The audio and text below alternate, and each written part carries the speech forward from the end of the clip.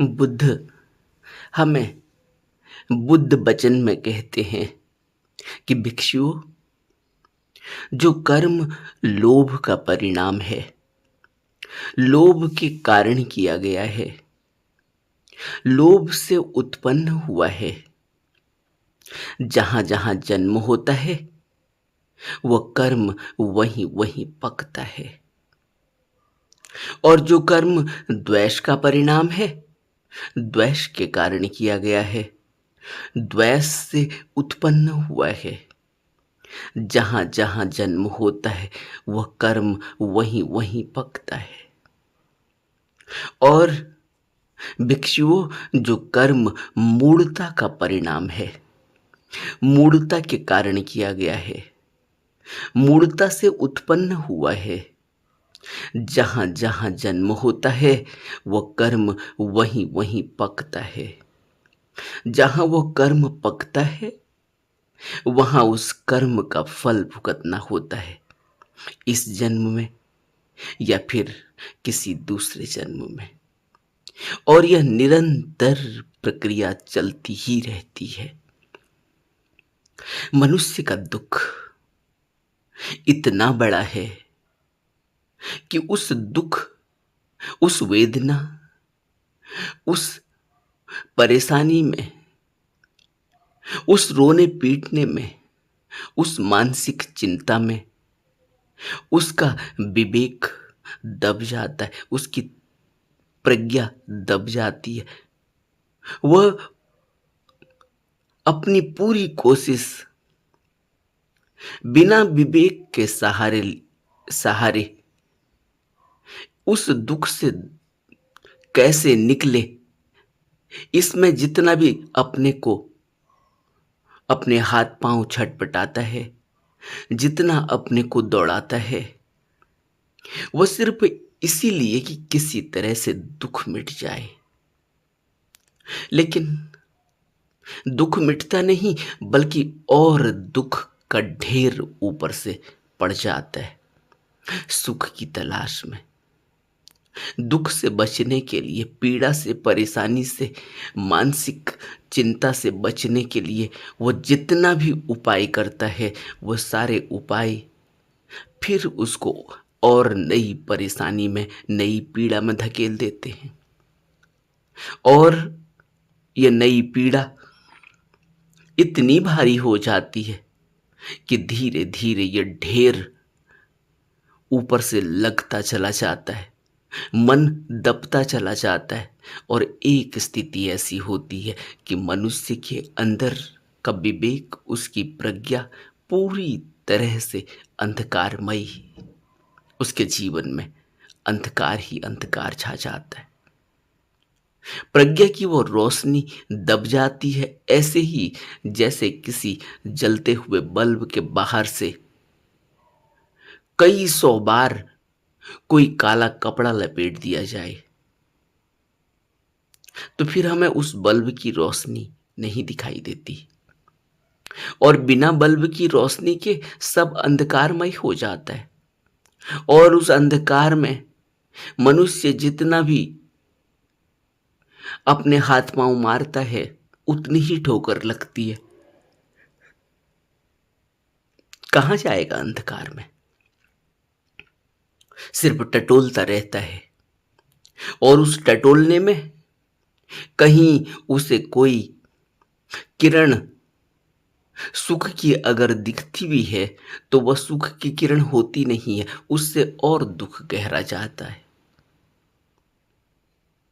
इसलिए बुद्ध कहते हैं कि कोई चाहिए ऐसा जो हमें सहारा दे दे, कोई चाहिए ऐसा जो हमसे बात करे, कोई चाहिए ऐसा जिसको हम ये कह सके कि यह हमसे बड़ा है, कोई चाहिए ऐसा जिसे हम कह सकें कि यह गुरु है, कोई चाहिए ऐसा जिसके आगे हम झुक सकें, शरण ले सकें। इसलिए कि यह विश्वास, यह श्रद्धा कि यह हमारा कायाकल्प कर देगा, यह हमारे दुख दूर कर देगा, यह हमें मुक्त कर देगा, यह हमें सहारा देगा, यह हमें सुख देगा, यह हमें रास्ता दिखाएगा, वह रास्ता जिस रास्ते से हम अपने सुख के पल जी सकेंगे। इतना दुख गहरा गया है मनुष्य की जिंदगी में, और वह दुख की कोई सीमा नहीं है। वह दुख इतने प्रकार का है और इतना उसका जाल है कि कहीं से कोई किरण दिखाई ही नहीं देती। जहां भी हाथ पांव मारता है वहीं और दलदल, और दुख का दलदल, और यह दुख का दलदल इतना बड़ा हो जाता है कि फिर जन्मों जन्मों की यात्रा, जो बुद्ध हमसे कह रहे हैं कि मूढ़ता के कारण अगर कर्म किया गया हो, द्वेष के कारण अगर कर्म किया गया हो, लोभ के कारण अगर कर्म किया गया हो, और यही तो हम करते हैं। हम लोभ के कारण कर्म करते हैं। लोभ यही है कि हमारा सुख, हमारा भला हो जाए, हमें सुख मिल जाए, हम इस दुख से, इस पीड़ा से, इस रोने पीटने से, इस मानसिक चिंता से मुक्त हो जाएं। इसके लिए हम छटपटाते हैं।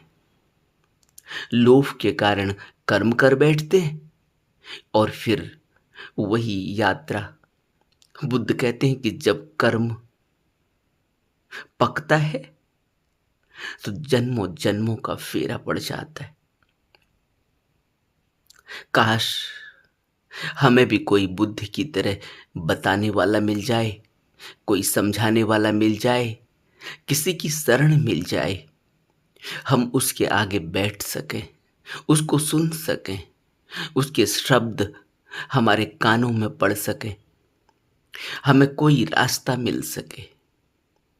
तभी हम इस दुख से, इस भवबंधन से, इस दलदल से ऊपर उठ पाएंगे। नहीं तो कोई रास्ता नहीं बचा है, नहीं तो कोई सहारा हमें दिखता नहीं, क्योंकि हमारे पाप, हमारे कर्म, हमारा लोभ, हमारा द्वेष, हमारी मूढ़ता आज इतनी भयावह हो चुकी है कि हम जो कुछ भी करते हैं वह बंधन का ही कारण बनता है, वह मुक्ति का कारण नहीं बनता, वह सुख का कारण नहीं बनता। बहुत ही प्यारी कहानी है और हम सब की कहानी है। हम सब किसी न किसी वजह से इसी तरह से उलझे हुए हैं, लेकिन इस कहानी में तो बुद्ध मिल गए, कोई गुरु मिल गया, कोई रास्ता बताने वाला मिल गया, कोई प्रश्न पूछने वाला मिल गया, कोई हमारे अंदर हमें झकझोरने वाला मिल गया, हमारे दिल की बात सुनने वाला मिल गया, कोई ऐसा मिल गया जो हमें अंधों की तरह भागते हुए, छटपटाते हुए देखने से हमसे प्रश्न पूछता है कि तुम क्यों छटपटा रहे हो। और हमने सुन ली उसकी। इस कहानी में तो कोई ऐसा मिल गया है। इसके भाग्य बहुत अच्छे हैं, इसके कर्म, कोई ऐसा कर्म रहा होगा, कोई ऐसा क्षण, कोई ऐसा पल जब किसी किसी उस प्यारे के दर्शन हो जाएं, किसी उस प्यारे की छाया पड़ जाए, किसी उस प्यारे का उस राह से गुजरना हो जाए जिस राह पर हम खड़े हैं, व्यथित हैं, पीड़ित हैं, दुखी हैं, और वो हमसे कुछ न कहे भला, हमारी तरफ देख भी ले तो उसकी उस आँख से ही, उसके उस देखने भर से ही जीवन में कितना परिवर्तन आ जाता है। ये कहानी हमें बताती है, काश हमें भी कोई ऐसा ही मिल जाता। काश कोई हमसे भी प्रश्न पूछ लेता कि तुम क्या करोगे? तुम क्यों भटक रहे हो? तुम क्या करना चाहते हो? और कभी हमें किसी ने प्रश्न पूछा भी, कभी हमें किसी ने जानने की कोशिश भी की हमारे बारे में, तो हम उसको इग्नोर कर बैठे। हमारा मन, हमारा अहंकार, हमारी बुद्धि जो मलिन है, जो साफ नहीं है, लेकिन उसके बावजूद भी उसका दावा यही है कि वो जानता है वो दूसरे को कैसे मानेगा, दूसरे की, वो दूसरे को कैसे मानेगा कि यह मेरे से बड़ा है। लेकिन इस कहानी में अगर कोई व्यक्ति अपनी हताशा, अपनी निराशा, अपनी पीड़ा, अपना दुख, अपना दर्द सामने रख दे और बिल्कुल ही सरलता से गुरु के समक्ष नतमस्तक हो जाए, तो जीवन में जरूर परिवर्तन हो जाता है। ये कहानी हमें यही बताती है। बुद्ध के समय की कहानी है और कहानी कहती है कि बुद्ध श्रावस्ती में जेतवनाराम में विराजमान थे और बुद्ध के प्रमुख प्रिय शिष्य भिक्षु आनंद भिक्षाटन करने के लिए नगर में गए हुए थे। रास्ते में चलते चलते उनको प्यास लग गई। कुएं से एक लड़की पानी भरते हुए दिखाई दी। वह कुएं के नजदीक चले गए। उन्होंने उस लड़की से कहा कि मुझे पानी पिला दो, मैं बहुत प्यासा हूं। लेकिन मानसिक रूप से दुखी, पीड़ित, दबाई गई, सामाजिक व्यवस्थाओं में उलझी और फंसी हुई वह बच्ची ने कहा कि मैं आपको पानी कैसे दे सकती हूं? आपने मेरे से मेरी जाति नहीं पूछी। मैं नीच जाति की हूं और मैं किसी को पानी नहीं पिला सकती, वो अपराध हो जाएगा। इसलिए मैं आपको पानी कैसे पिला सकती हूं?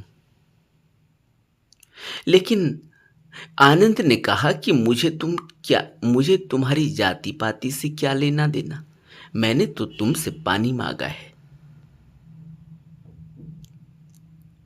डरते हुए उस स्त्री ने पानी पिला दिया, उस लड़की ने पानी पिला दिया। डर डर के पिलाया कि कहीं कोई श्राप ना हो जाए, कहीं कोई पाप न लग जाए, क्योंकि सामाजिक व्यवस्थाएं इस तरह से बनाई गई हैं, सामाजिक व्यवस्थाएं इस तरह से फैलाई गई हैं।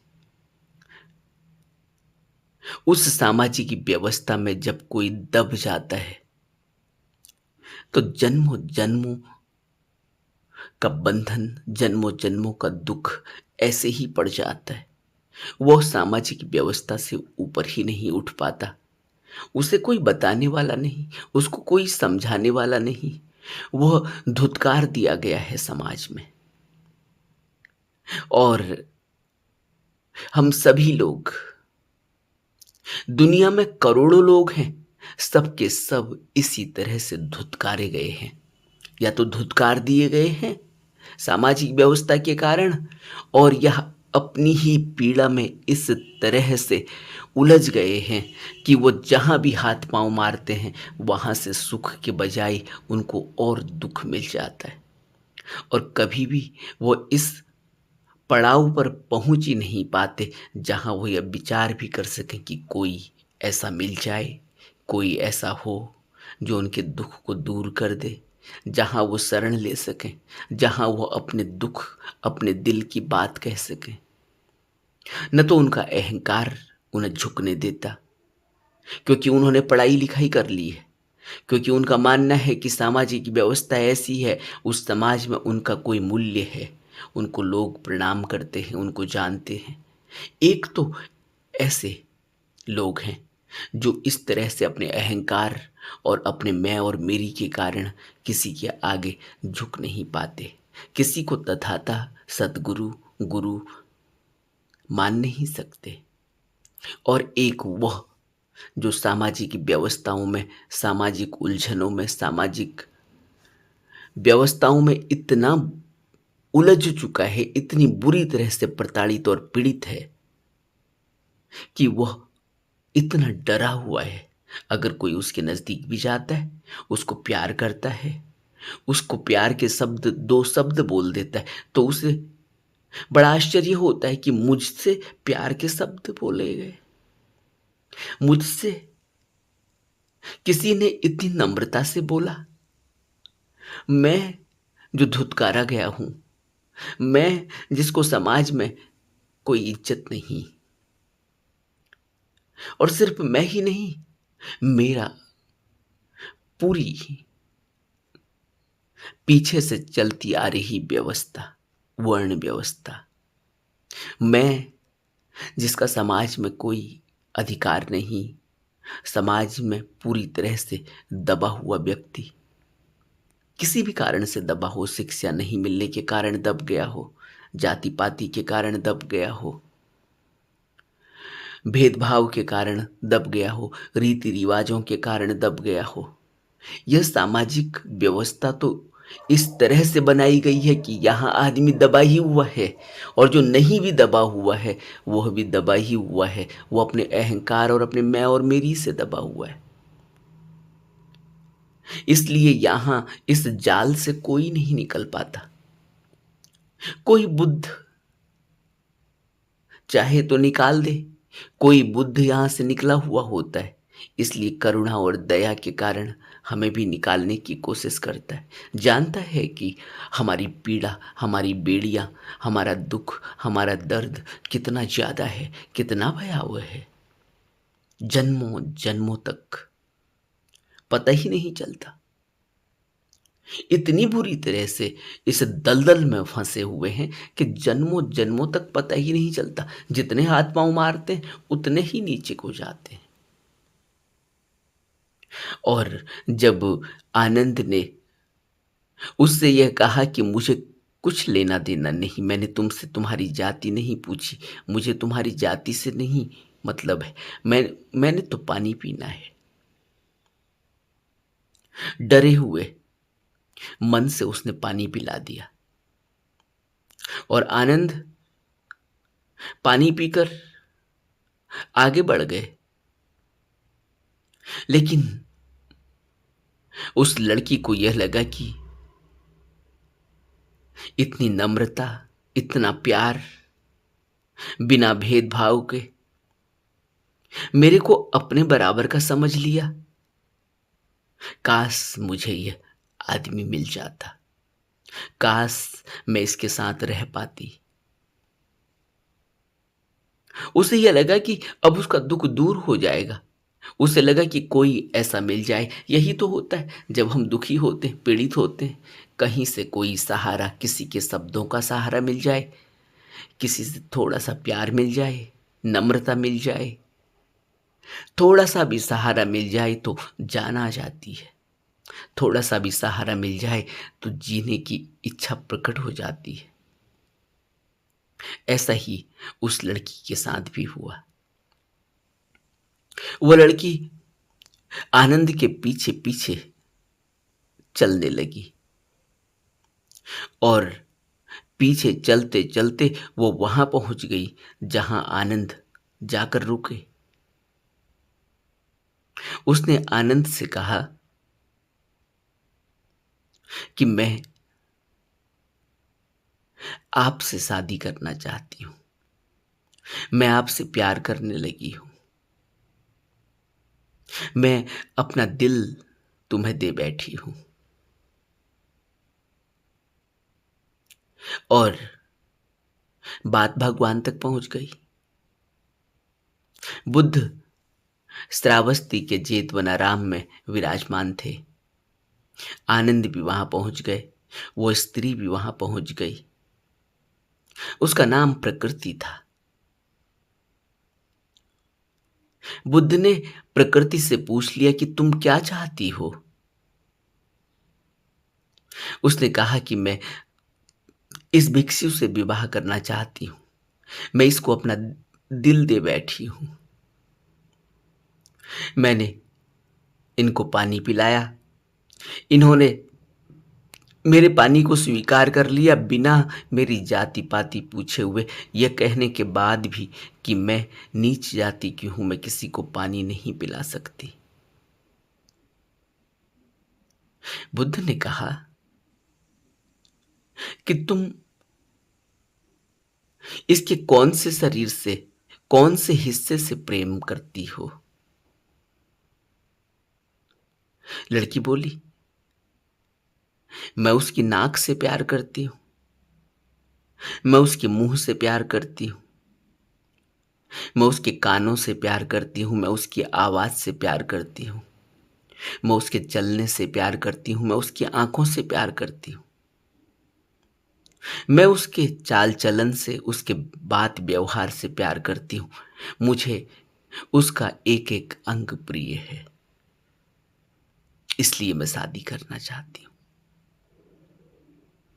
तथागत बोले, क्या तुम जानती हो कि जिन आंखों से तुम्हें प्यार है, ये आंखें आंसुओं का घर है। और जिस नाक से तुम्हें प्यार है, ये नाक गंदगी का घर है। और जिस मुंह से तुम्हें प्यार है, यह मुंह थूक का घर है।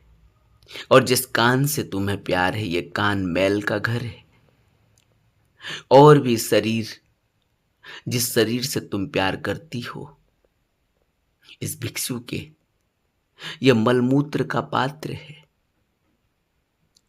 तुम्हें क्या प्यार दिखाई दे रहा है, तुम्हें क्या प्रेम इसके शरीर पर आ गया है। जब स्त्री पुरुष सहवास करते हैं, बच्चों का जन्म होता है, लेकिन जहां जन्म है वहां मृत्यु भी है। और जहां मृत्यु है वहां दुख है। इसलिए प्रकृति, मैं नहीं जानता कि तुम आनंद से विवाह करके क्या पाओगी, क्या मिलेगा तुम्हें। कुछ भी मिलने वाला जैसा नहीं है। दुख के सिवाय कुछ भी मिलने वाला जैसा नहीं है। और यह शरीर जिससे हम प्यार करने लगे हैं, इस शरीर की हकीकत क्या है। बुद्ध बार बार शरीर की हकीकत को धातु मनसिकार में हमें समझाते हैं। प्रतिकूल मनसिकार में हमें समझाते हैं। इसीलिए समझाते हैं कि हमें असलियत को समझना चाहिए, हमें हकीकत को समझना चाहिए। लेकिन फिर वही बात आ जाती है, क्योंकि हम इतने दुखी और इतने पीड़ित हैं, इतनी मानसिक परेशानी और चिंता में हैं, किसी भी तरह से अपने दुख को मिटा लेना चाहते हैं। और उस दुख को मिटा लेने की कहीं भी कोई आस दिखती है तो हमें लगता है कि तुरंत इसको पकड़ लो, बिना कुछ सोचे समझे जाने हुए।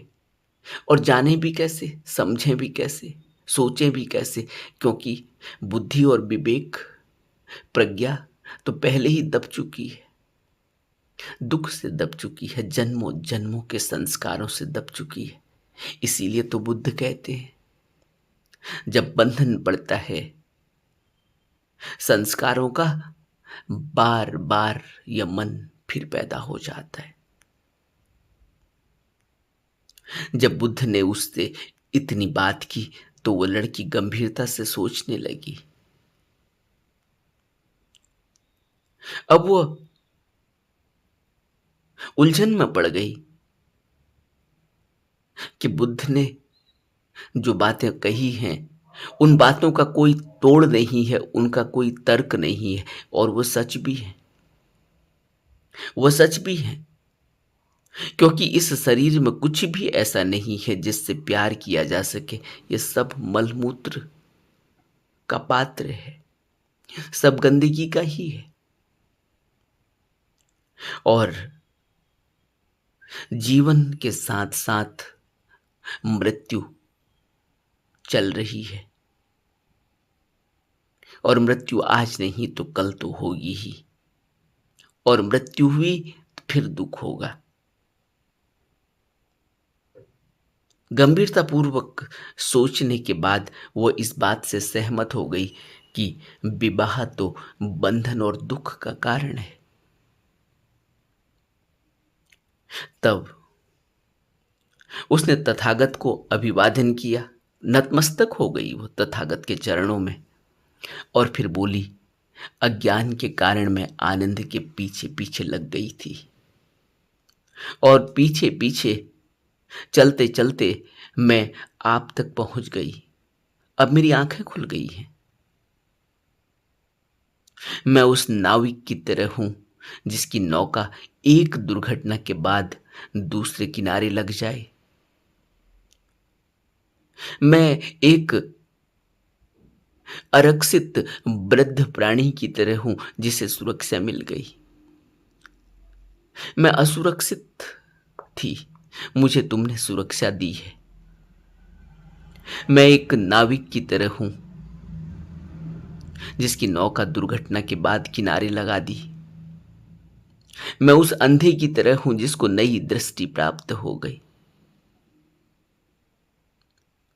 मैं इतनी गहरी नींद में थी, अज्ञानता की गहरी नींद में, और मुझे तथागत ने शिक्षा के द्वारा जगा दिया। अब मैं जाग चुकी हूं। अब मुझे तुम सहारा दे दो। अब मुझे अपने चरणों से अलग मत करो। तब बुद्ध ने कहा कि प्रकृति तू धन्य है। यद्यपि तू एक नीच घर की कन्या है,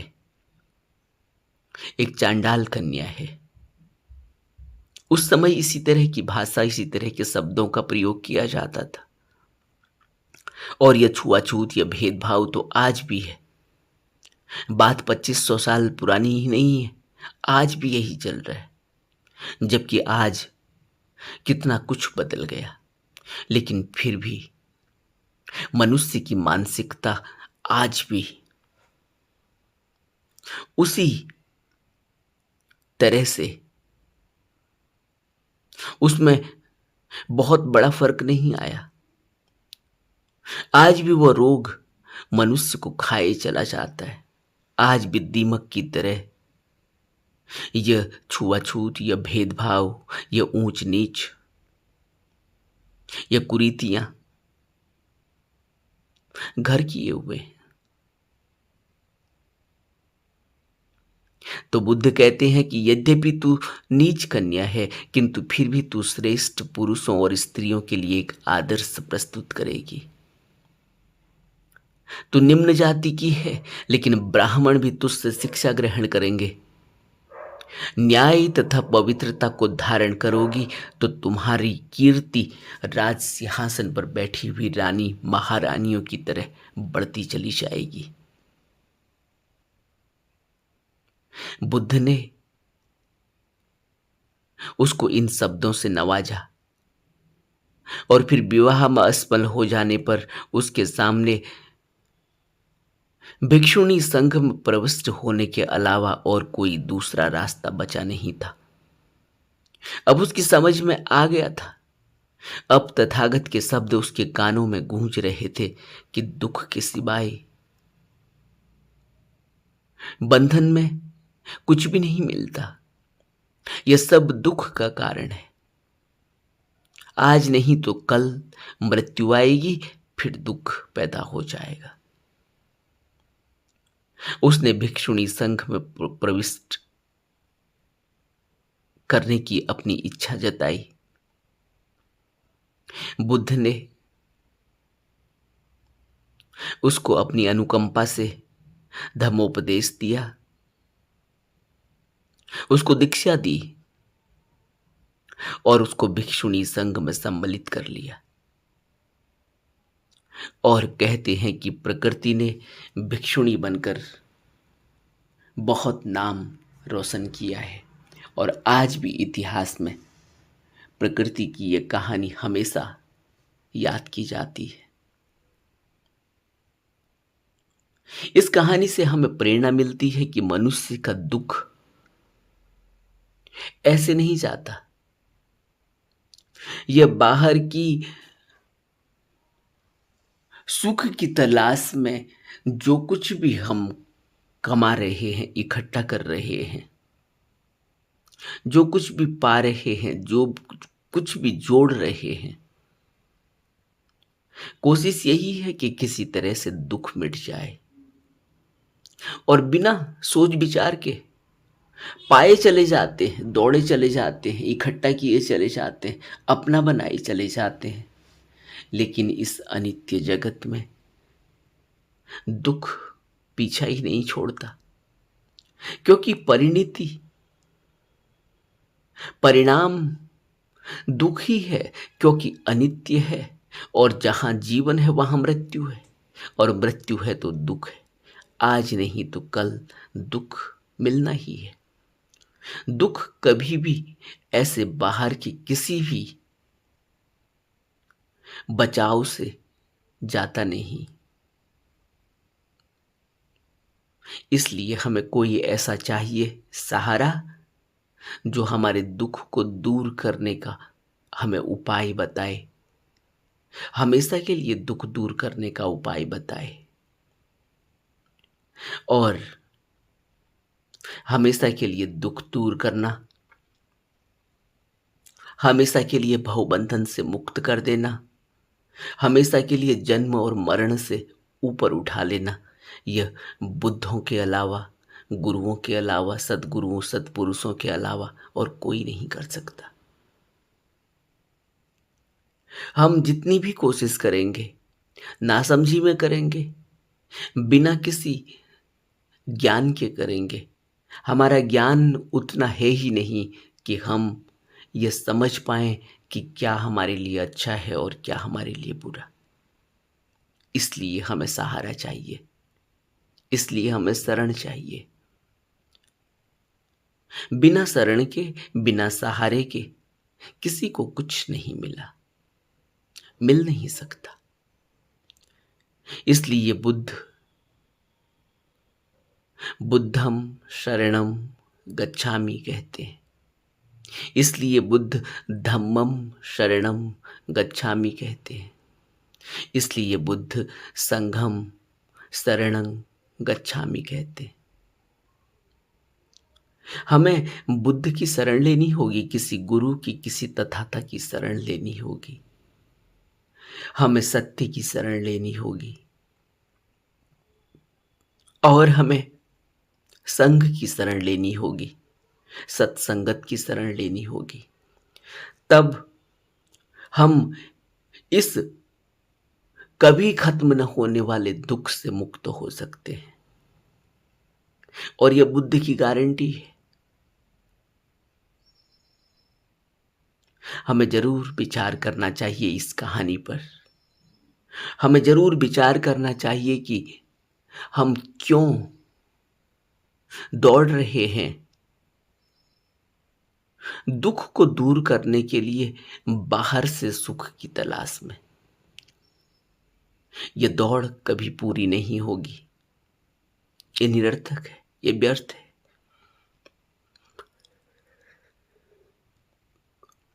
नमो बुद्धाय।